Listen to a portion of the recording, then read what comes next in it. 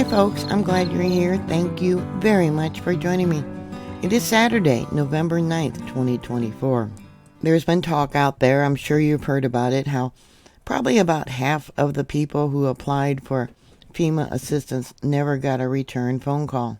Many probably said it was a conspiracy theory. Well, evidently they're in Florida.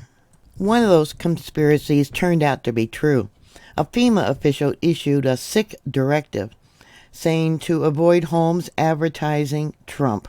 It's like these people haven't gone through enough, talking about dividing our country when you got federal workers targeting people because of their beliefs.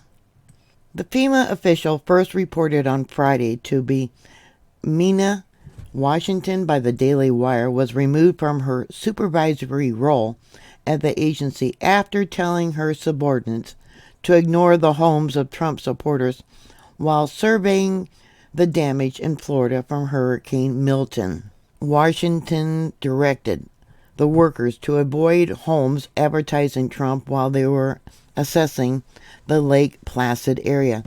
Was it only Lake Placid? Was this also in other states by other officials? I think that needs to be addressed. At least 20 homes belonging to apparent Trump supporters were skipped under the instructions according to the workers. Without being assessed for damage, these homes were not able to qualify for FEMA assistance. The Daily Wire reported messages such as Trump sign, no entry, per leadership, were recorded by workers in government log systems.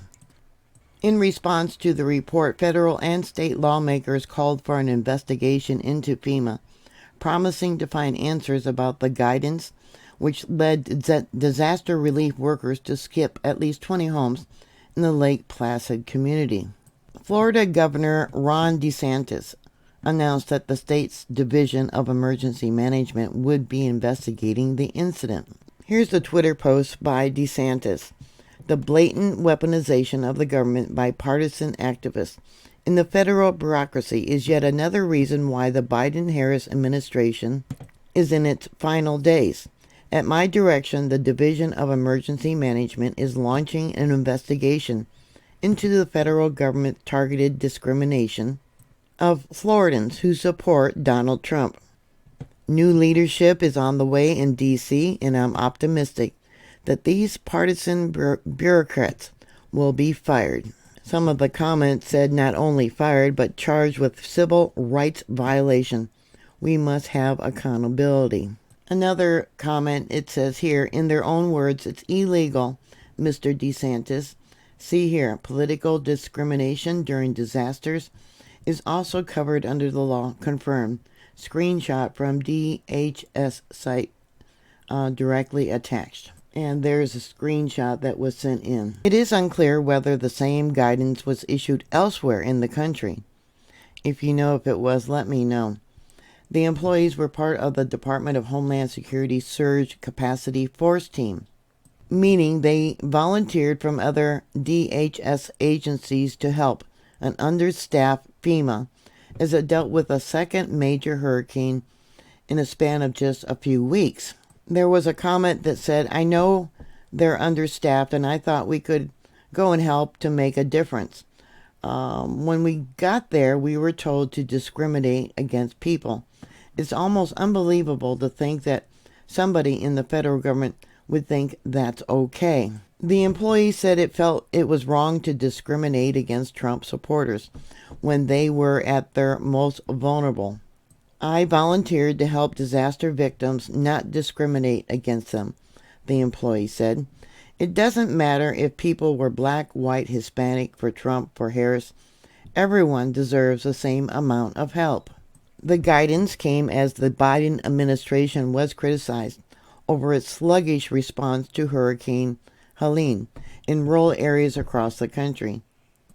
In Roan Mountain, Tennessee, for example, locals told the Daily Wire it took nearly 2 weeks for FEMA to show up. The town is located in Charter County, which voted 81% for Trump on Tuesday. The FEMA agents ordered not to help houses with Trump signs were operating in the Highlands County, a deep red area located in south central Florida that backed Trump by 70% on Tuesday. It was hit by tornadoes, torrential wind and rain, and flooding when Milton hit in October. The guidance was first issued by Washington verbally on October 22nd, and again in the group chat on October 27th, according to one of the federal employees. The Trump-related instructions were deleted from the chat a few days later. Photos of the chat revealed by the Daily Wire shows. By October 30th, Washington had started walking back on the instruction about skipping Trump supporters' homes. One of the federal employees told the Daily Wire the relief workers said Washington denied that homes were being skipped after a meeting with other FEMA administrators. I have to wonder about the slow response to North Carolina, South Carolina, and Georgia, if that was also not politically motivated.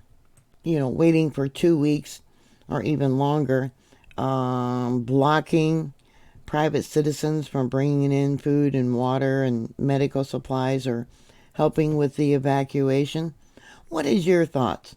Please put your comments down below. Thank you for watching. Please like, share, and subscribe.